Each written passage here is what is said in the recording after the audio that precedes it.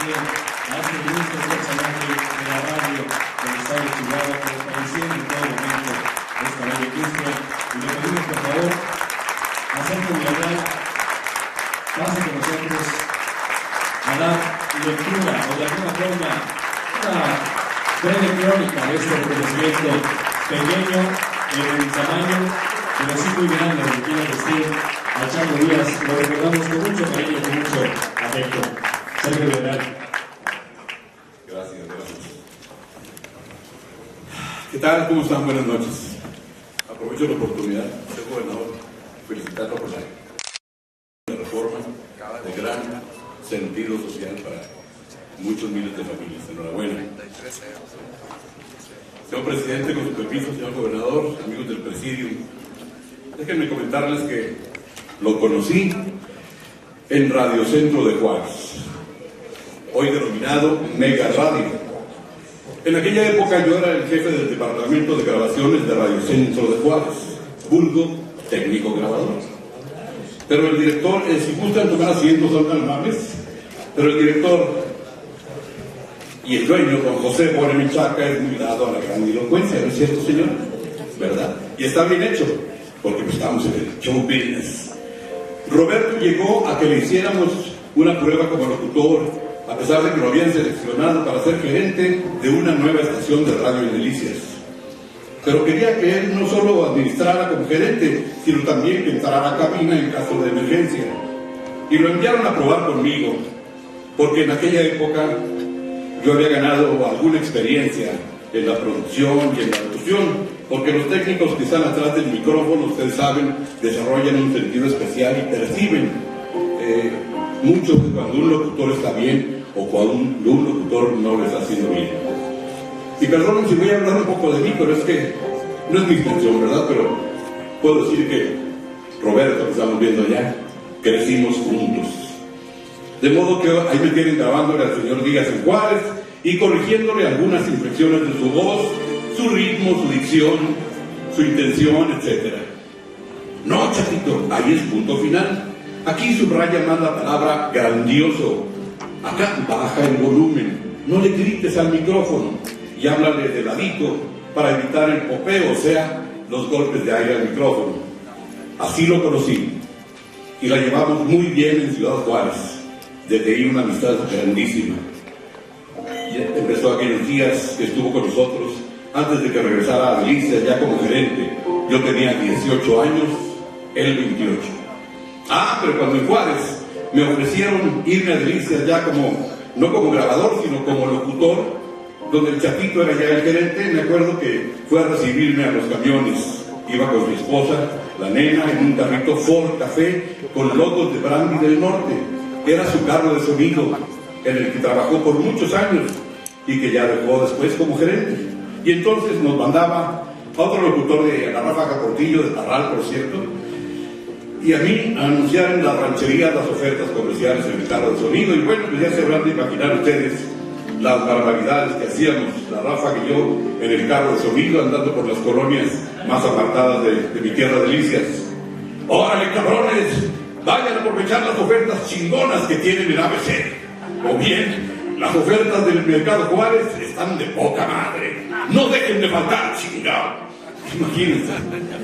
Estamos muy lejos de donde había habitantes, pero aquí decíamos en el carro de sonido. En fin, les comentaba que él me fue a recibir a los camiones cuando llegué a Delicias, iba con su señora o mi madrinita, y cuando lo vi recordé que en Juárez nos tuteábamos, le dije entusiasmado: ¿qué hubo, chatito? Pero entonces él, al saludarme, me dijo muy formal: ¿qué tal, joven? ¿Cómo le va? Y desde aquel día me di cuenta que a él no le gustaba que le dijeran chat, así que jamás lo volví a hacer. Desde aquel lejano 1963 lo llamé señor Díaz, como debía ser, él era el gerente y yo era pues su empleado. Pero incluso cuando los dos ya fuimos radiodifusores, seguí llamándolo señor Díaz. Y esto que les digo lo corroboré al paso de los años en que trabajamos en la HM de Delicias. Porque un día, como muchos que tuvo, se sinceró conmigo y me comentó: mire, Sergio, cuando yo no tenía dinero, soñaba con tener bastante para hacerme una cirugía plástica. Pero ahora que ya tengo dinero y puedo hacerlo, ya no quiero hacerlo, porque sé que debo aceptarme así, tal como soy, con mi apariencia. Esto nos habla de la estructura moral y de la estabilidad emocional de aquel entonces joven Roberto Díez. Pero de que no le gustaba era la mera verdad, pues que a nadie nos gusta que nos digan nuestras verdades muy obvias. Un día, caminando por la calle principal de Delicias, la tercera, se encontró con un cobrador, viejo amigo de él, y él también fue cobrador, por cierto, aquí en Chihuahua. El cobrador iba en su bici y le gritó: ¿qué hubo, chato? Y el señor Díaz le contestó de inmediato: ¿qué hubo, visco? Y sí, pues en realidad el pobre muchacho estaba así, ¿eh? Un ojo para el Pacífico y otro para el Atlántico, como diría el porro, ¿no? Y en verdad es que crecimos juntos, amigos. Yo le enseñé algo de locución y él me enseñó a transmitir béisbol. Yo le traje algo de la buena producción que teníamos en Juárez en aquella época y él me enseñó a nadar en la alberca pública del 2030.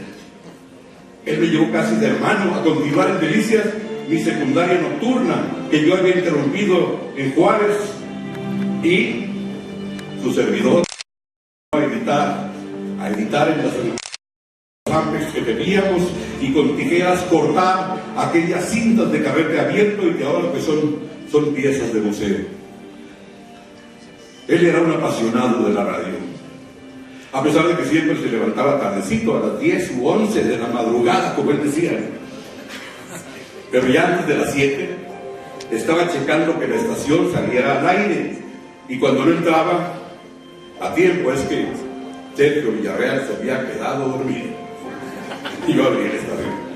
Ya quieren al señor Díaz en pijama por la calle principal de Delicias, llegando a mi casa y tumbando la puerta: ahora, Sergio, ya son las 7, hay que abrir la estación. Y me llevaba en su carrito Ford a la estación a abrir la HM, ya como las 7:15, 7:20.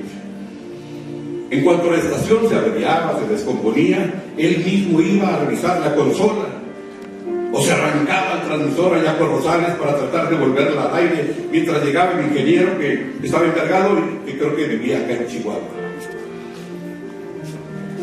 Luego, al paso de los años, cuando nos dieron la concesión de radio de nuestras estaciones, para él en Delicias, Flamingo Estéreo, y para mí en Jiménez Antón Estéreo, al salir de la Secretaría de Comunicaciones y Transportes allá en el DF, allí en la gran escalinata del edificio, agarró el portafolio negro en el que traía su concesión, ya autorizada por el secretario Castro Lombardo.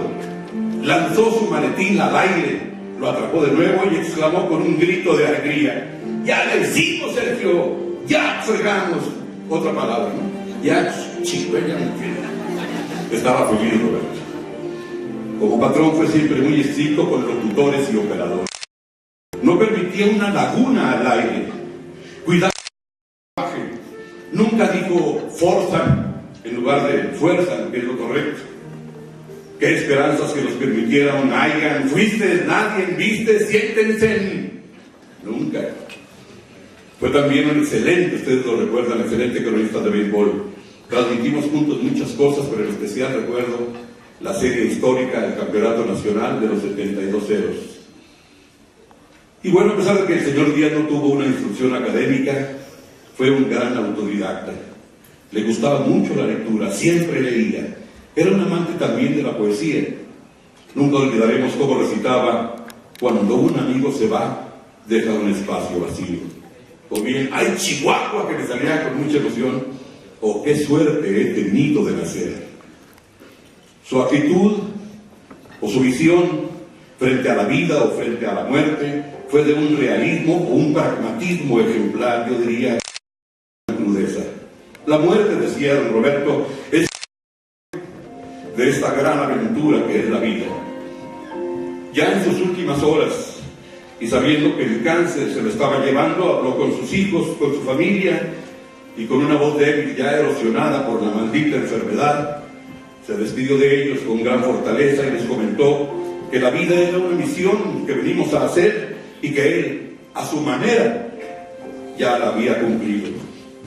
A su hijo Mario le recordó que su canción favorita a propósito fue A mi manera, y recordó la letra: el final se acerca ya, lo esperaré serenamente. Yo he sido así, te lo diré sinceramente. viví la inmensidad sin conocer jamás fronteras. Y le siguió diciendo a Mario, a su hijo: así, mijito, lo disfruté todo, ya enfermo, lo disfruté todo inmensamente. Y sin perder nunca su sentido del humor, le comentó a Mario: mira, ya con el redondeo, iba a cumplir los 80. Ya redondeado tengo 80 años, y es una bendición de Dios el haber convivido con ustedes. Y esto, refiriéndose a su partida, es solamente un cambio de frecuencia, amigo. Yo me voy a ir de aquí ahora, pero ahora voy a estar por ahí en otra frecuencia. Y esa convivencia de que habla Roberto se refería a jugar volados con el merenguero, a jugarse el dinero de la cobranza, que una vez lo perdió todo y lo corrieron aquí en Chihuahua, vacilar con sus amigos, con los redifusores, con el bolero, con sus compañeros, con los gobernadores, con ellos, con todos, porque también la política la vivió intensamente, pero siempre de buen humor. Alguien le dijo una vez: oiga, señor Díaz, la situación con los pobres de este país está muy crítica, se van a levantar en armas. Y contestaba: no, hombre, no se levantan a trabajar, se van a levantar en armas. Fue un hombre trabajador, muy trabajador, un hombre ordenado, disciplinado, honesto. Fue también un filántropo anónimo. Ayudó con absoluta discreción en causas nobles y a gente que tenía necesidad. Parafraseando al filósofo de esta gira, diríamos que Roberto era un hombre, en muchos aspectos, un hombre sabio, porque como los sabios, hablaba y se comportaba como lo hace la gente sencilla. En sus últimos momentos me mandó un mensaje telefónico cuando se disponían a trasladarlo de la clínica a su casa. Había ordenado el médico: ya llévenlo a buen morir, pobrecito, allá a Delicias. Y me decía en su mensaje: ya me llevan, Sergio, ya me llevan, no sé si a mi casa o a Perches. Yo no hallaba que contestarle. Donde sea, por ahí nos vemos al rato. Bueno, y así con sencillez y con buen humor vamos a recordar esta noche al señor Roberto Díaz. No vamos a pedir un minuto de silencio, porque de seguro él nos diría: oiga, en la radio pues no hay lagunas, no hay silencios, se pierde, la casa pierde. Así que vamos a homenajearlo con una porra que de seguro sus hijos o sus nietos usan ahí en las competencias de la escuela. Se la van a saber seguramente, y luego me acompañan con ella para despedir y homenajear a Roberto. Muy bien, Roberto, muy bien. Muy bien, Roberto, muy bien. Lo hiciste todo muy bien. ¿Sabe? Sí. Muy bien, Roberto, muy bien. Lo hiciste todo muy bien. No los oigo, a ver. Muy bien, Roberto, muy bien. Lo hiciste todo muy bien. Muy bien, Roberto, muy bien. Lo hiciste todo muy bien. Muy bien, Roberto, muy bien. Lo hiciste todo muy bien. Nos vemos, Roberto. Agradecemos de todo corazón por las mías palabras, que sé que está básicamente emocionado, nervioso por este